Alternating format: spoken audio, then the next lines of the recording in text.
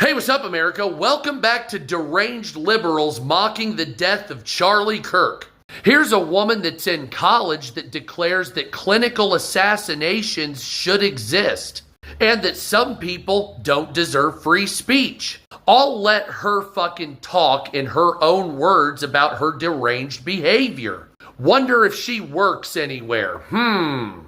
So the day after Charlie Kirk died, I was in class. My teacher said, I'll give you 5 minutes for hot takes about Charlie Kirk.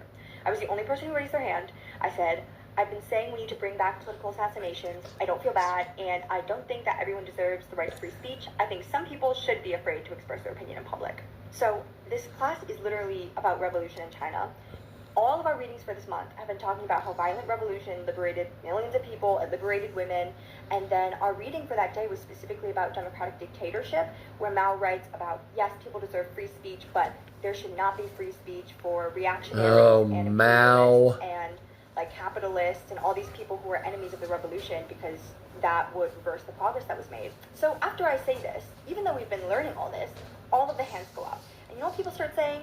They start saying, oh, you know what? There was a school shooting on that same day. And how can you claim to oppose school shootings and oppose gun violence when you're now celebrating Charlie Kirk dying?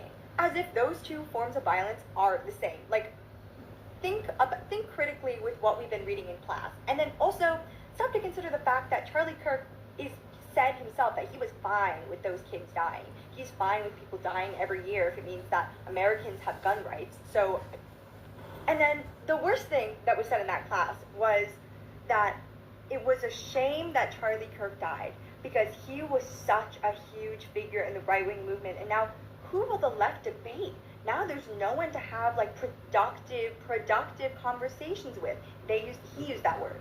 Of course, everyone's saying this. They were all male students. Like, there were probably 5 or 6 male students who raised their hands right after me and just responded. So yeah, it just shows that white men will always choose to empathize with the people who look like them over any of the people who that man they're glorifying ever hurt.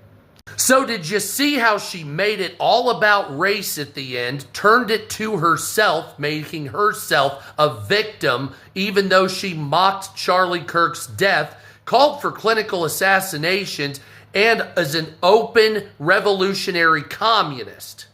Oh, also blaming white men as the problem as well, even though she's the one calling for violence and death of people. What a fucking psycho. Let me guess, she's going to be Boston's new DA coming up here in 8 years, right? Some shit like that. So can someone handle that, please? What the fuck?